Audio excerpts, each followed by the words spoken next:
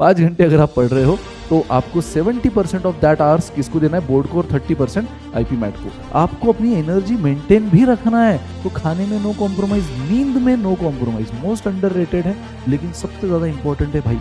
इससे तो एटलीस्ट वो टॉपिक जो आप पहले पढ़ चुके हो उसके रिवीजन में ये टाइम यूटिलाइज करो, मतलब आपका टच भी नहीं जा रहा है और वो टॉपिक आपके बहुत स्ट्रांग हो रहे हैं। वीकडेज में अभी भी आपकी स्कूल्स चल रही है, अभी भी आपके क्लासेस चल रहे होंगे, बट वीकेंड है ना आपके पास, उसको बहुत स्मार्टली यूज करो। Hello everyone, guys my name is Vineet Kankaria, I am your con teacher at this wonderful channel IPMAT वाला बाय पीडब्ल्यू।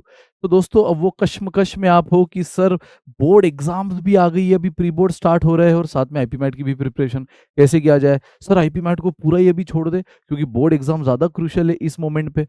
पता चला आईपी मैट क्रैक कर दी लेकिन अगर बोर्ड में फेल हो गए तो वो भी रिस्क नहीं लेना है। साथ में अगर आप सोच रहे हो कि आईपी मैट को पूरा ही छोड़ देना है, तो पता है जब आप बोर्ड के बाद शुरू करोगे तो आपको लगेगा मैं जीरो से शुरुआत कर रहा हूँ, इतनी साल भर या जो भी 6 7 8 9 महीने आपने जितनी मेहनत की होगी सब पानी में। तो यार इसीलिए इसको किस तरह से एकदम स्ट्रेटेजिकली मैनेज करना है ना, वो हम आज के वीडियो में एकदम simple short sweet but impactful इस वीडियो में हम देखेंगे। तो यस, टाइटल ही वो है कि how to manage pre boards with IPMAT preparation. Of course पूरा किसी को सर बोर्ड को भी नहीं छोड़ सकते, सर आईपी मैट को भी नहीं छोड़ सकते, तो बट कैसे मैनेज करना है वो बात हम करेंगे। सो सिंपल सी बात है गाइस, मैं आपको 10 पॉइंटर्स दूंगा एक के बाद एक, उन पॉइंटर्स पे फोकस करो, दैट्स इट। उस हिसाब से चलो, दैट्स इट, मैनेज हो जाएगा।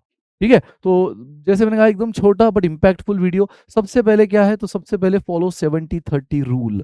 तो यस, यहाँ पे अगर अब तक आप आईपी मैट को पूरा फोकस कर रहे होंगे, बोर्ड को ऊपर ऊपर पढ़ रहे होंगे, तो वो गलत है। आप आधा आधा भी अगर वेटेज दे रहे होंगे अब तक, तो ठीक है, अब तक जो किया वो दैट इज ओके, लेकिन अब यहाँ से जो कि अब आपकी प्री बोर्ड स्टार्ट हो जाएगी, उसके बाद तुरंत बोर्ड एग्जाम स्टार्ट होगी, तो अब यहाँ से आपका जो एक प्रेफरेंस है, प्रायोरिटी है, वो कैसे जाना चाहिए, तो वो जाना चाहिए एज पर 70-30 रूल। यानी आपके टोटल स्टडी आवर्स का, मैं नहीं बोल रहा हूँ 24 घंटे का, टोटल स्टडी आवर्स का 70% आपने बोर्ड एग्जाम के स्टडी को देना है, प्री बोर्ड के, और 30% आईपी मैट के। यस, 30% आईपी मैट को अभी भी देना है क्योंकि अभी तो प्री बोर्ड्स ही है, उसके बाद वापस बीच में समय है। बोर्ड्स एग्जाम के टाइम ये रूल बदलेगा और तब क्या होना चाहिए मैं वो भी बताऊंगा, है ना, उस मोमेंट पे। लेकिन अभी प्री बोर्ड्स को ध्यान में रखते हुए गाइस, आपको 70-30 रूल, जहां पर आप बोर्ड को दोगे 70% और आईपी मैट को दोगे 30%। अब तक आपने अगर उल्टा भी किया होगा that is okay, half half किया होगा दैट इज ओके, लेकिन यहाँ से थोड़ा सा बोर्ड एग्जाम्स को फोकस करना जरूरी है। बट आईपी मैट को पूरा छोड़ना ये सबसे बड़ी बेवकूफ़ी होगी। तो 30% जितना भी, मान लो आप दिन में 50 सॉरी 5 घंटा पढ़ रहे हो, तो मैं 50 मिनट बोल रहा था, 50 घंटे नहीं 5 घंटे अगर आप पढ़ रहे हो, तो आपको 70% ऑफ दैट आवर्स किसको देना है, बोर्ड को, और 30% आईपी मैट को। अब वो आप देखोगे आप दिन में कितना पढ़ रहे हो, ठीक है। और अगर आपको लग रहा है कि इतना घंटा पढ़ के मेरा इनफ नहीं हो रहा है ना, बोर्ड में पूरा कर पा रहा हूँ ना आईपी मैट, तो थोड़ा सा आवर्स बढ़ाओ गाइस। और थोड़ा सा आवर्स बढ़ाने के लिए फिर कहाँ से, डिसाइडेड आवर्स तो 24 आवर्स है, उसमें नींद भी चाहिए, उसमें हमें हेल्थ पे भी ध्यान रखना है, खाना पीना प्रॉपर चाहिए। बट इसके अलावा आपके जो ट्यूशन स्कूल चल रहे हैं वो भी ज़रूरी है। बट इसके अलावा आप जो नॉन प्रोडक्टिव टाइम में अपना टाइम समय बर्बाद कर रहे हो, फिर वो सोशल मीडिया हो गया या फिर टीवी हो गया, what ever it is, mobile phone हो गया, तो उससे थोड़ा सा अब आपको अपना डिस्ट्रैक्शन बिल्कुल हटा देना है। ठीक है, उससे अपना ध्यान भटकाना है और पूरा स्टडी में डालना है। तो अगर आपको लग रहा है दिन में आप जितना पढ़ रहे हो वो इनफ नहीं है, सर अब तक हम जितना पढ़ रहे थे वो बोर्ड के लिए तो इनफ था, लेकिन आप बोल रहे हो 30% टाइम हमने आईपी मैट को भी देना चाहिए, फिर इनफ नहीं है, तो वो टाइम निकालो, वो कौन सी नॉन प्रोडक्टिव एक्टिविटीज़ है, आप वो पूरा एनालिसिस करो और उसको हटाओ अपनी लाइफ से, और उसका टाइम पूरा स्टडी को दो। तो 70% आपका टोटल स्टडी टाइम आप दोगे आईपी सॉरी बोर्ड एग्जाम को, एंड 30% आईपी मैट को। उसके बाद guys, prioritize based on timeline, यानी अब प्रायोरिटी टाइमलाइन के हिसाब से दो। ऑफकोर्स जैसे यार अब तक हम आपको बोलते थे आईपी मैट पे फोकस करो, फिर बीच में आपने 50-50% भी फोकस किया होगा, लेकिन अब हम खुद बोल रहे हैं ना कि बोर्ड पे फोकस करो, तो ये प्रायोरिटी के हिसाब से हमें समय समय पे डिसीजन लेना पड़ता है।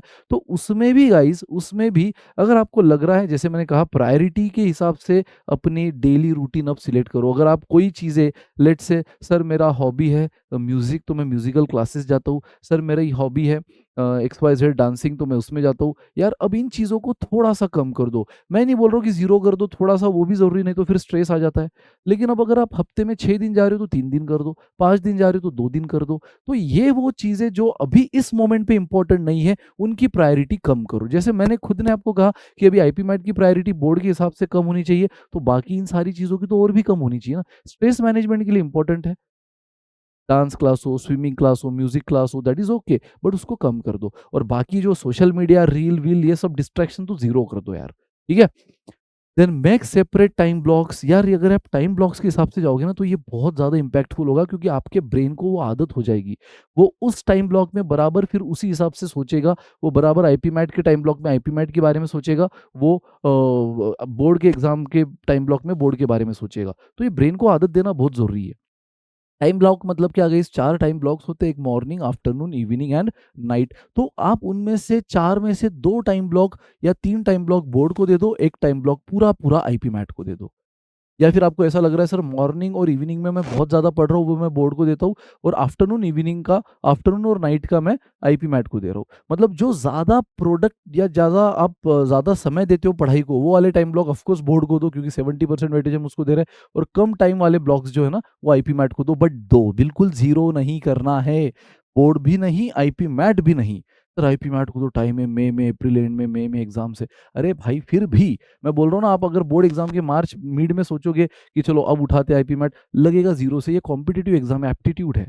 ये बोर्ड एग्जाम नहीं कि वापिस सारा पढ़ लिया और रिवाइज हो गया, सारा याद आ गया, ठीक है। तो ये कोई थियोरटिकल नहीं है, तो इसको थोड़ा थोड़ा टाइम देना होगा। तो make make separate time blocks. तो 4 ब्लॉक होते हैं, उसमें से अगर सारे इक्वल है तो 3 इसको दे दो बोर्ड को, एक आईपी मैट को दे दो। दो ज़्यादा टाइम के हैं कि सर मैं मॉर्निंग इवनिंग में बहुत ज़्यादा पढ़ता हूँ, आफ्टरनून और नाइट में कम पढ़ता हूँ, तो कम वाले आईपी मैट को, ज़्यादा वाले बोर्ड को दे दो, ठीक है।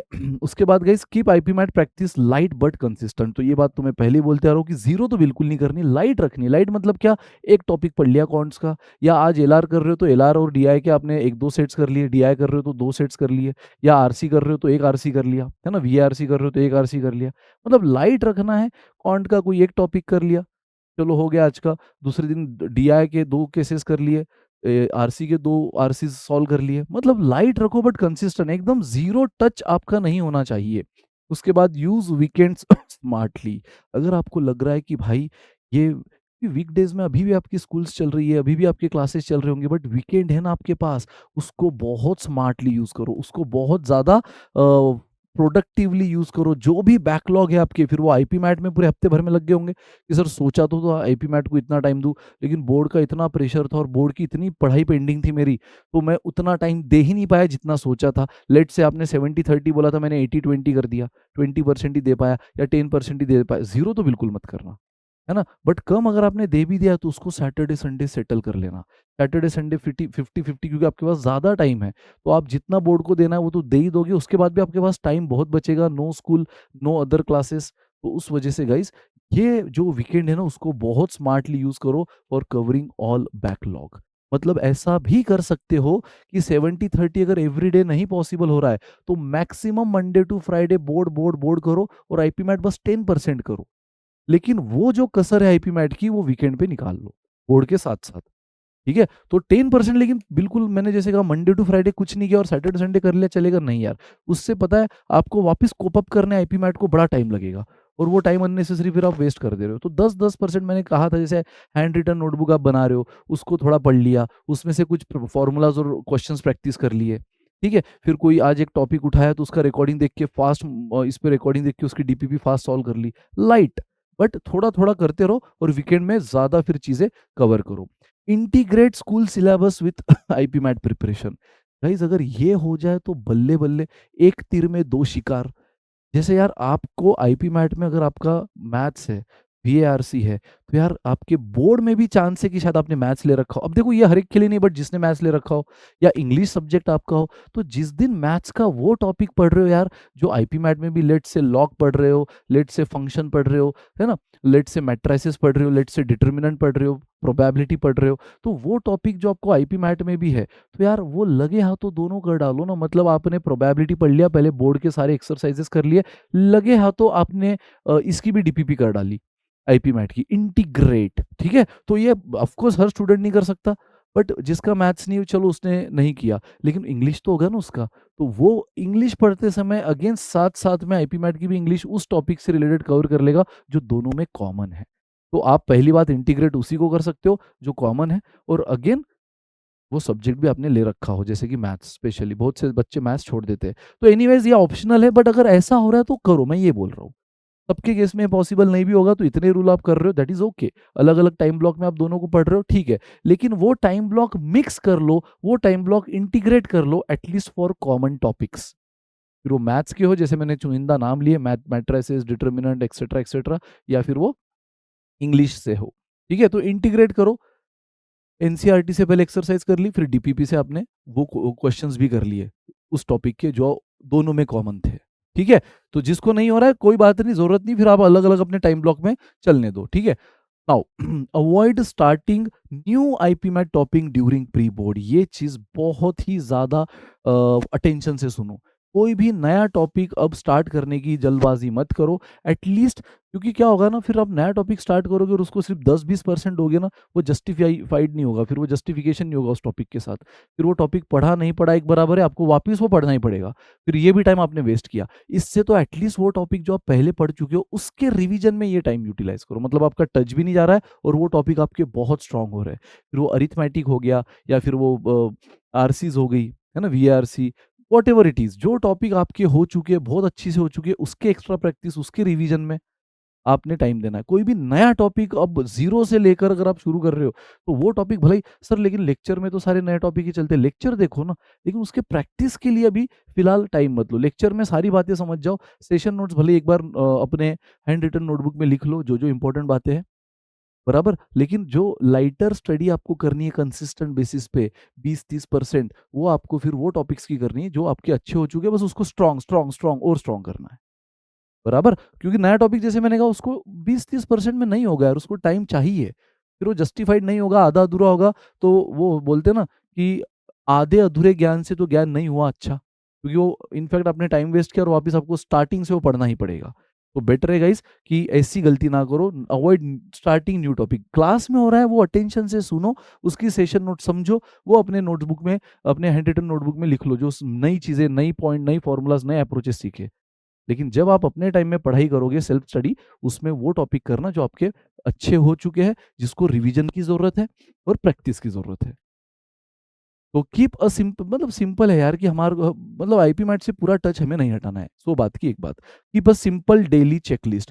हाँ, तो जैसे मैंने कहा गाइज कि हो सकता है आपने 70-30 सोचा था, लेकिन 2 दिन हो गए, तीसरे दिन नहीं हुआ, चौथे दिन फिर से नहीं हुआ, तो ये चेकलिस्ट भी रखो कि कौन से दिन मैंने जितना टारगेट रखा, टारगेट बना के पढ़ रहे हो ना, तो जितना कि भाई बोर्ड के आज मेरे 2 चैप्टर हो जाने चाहिए, आईपी मैट का एक टॉपिक हो जाना चाहिए, या 2 डीआई के सेट प्रैक्टिस हो जाने चाहिए, तो जो टारगेट बना के आप पढ़ रहे हो, at the end of day क्या वो फुलफिल हुए हैं, वो चेकलिस्ट मेंटेन करो। और बाय चांस 2 दिन हो गए, तीसरा दिन नहीं हुआ, चौथा दिन नहीं हुआ, तो वो कसर हमें कहाँ भर के निकालनी है, वो कसर गाइज हमें यहाँ भर के निकालनी है ना, यही तो बोला, यूज वीकेंड स्मार्टली। बट आपको वो वीकेंड स्मार्टली यूज कैसे करना है, कितने हद तक करना है, वो तो तब पता चलेगा ना जब आप ये डेली चेकलिस्ट मेंटेन रखोगे। चमका गाइस, तो अपनी टारगेट के हिसाब से क्या प्रोग्रेस चल रही है, वो चेकलिस्ट मेंटेन रखो कि आज जो सोचा था हुआ, टिक टिक टिक, जो नहीं हुआ क्रॉस, उसको वापस कवर करो वीकेंड पे। Come on guys, don't ignore mock test completely. Again अगर ये बात मैं कर रहा हूँ स्पेशली, ऑफकोर्स प्री बोर्ड में तो आप टेस्ट सॉल्व भी कर रहे होंगे, जहाँ आपने क्लासेस लगाई होगी, आप अपने टेस्ट वगैरह सॉल्व करके देख रहे होंगे, चेक करके देख रहे होंगे कहाँ गलतियाँ हो रही है, साथ में आईपी मैट की भी मॉक चलने दो।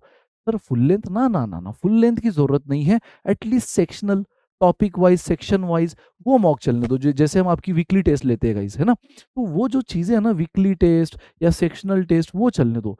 हाँ, क्योंकि पढ़ाई के साथ साथ थोड़ी बहुत अगर रियलिटी चेक भी मिलता रहा, तो आपको और डायरेक्शन मिलता रहेगा कि और मुझे कहाँ फोकस करना है। जैसे मैंने कहा, नया टॉपिक नहीं उठाना है, लेकिन पुराने टॉपिक में से भी कौन सा टॉपिक वो है जो आपकी ज़्यादा डिमांड कर रहा है पढ़ाई की, कि भाई मेरे को पढ़, पढ़ मेरे को, तू अभी तक मेरे में पूरी तरह कंफर्टेबल नहीं हुआ है, पूरी तरह प्रो नहीं बना है, वो आपको टेस्ट से ही तो पता चलेगा ना। तो फुल लेंथ मत दो, बट जो टॉपिक वाइज या सेक्शनल टेस्ट देते हो ना, उसको एनालिसिस करो और समझो अपनी वीकनेस कहाँ है, सो दैट फिर आप उन्हीं चीज़ों पे ज़्यादा फोकस कर सको, भले ही नया टॉपिक नहीं करना है फिर भी। तो don't ignore mock test, and last but not the least, protect your energy and calm mind set.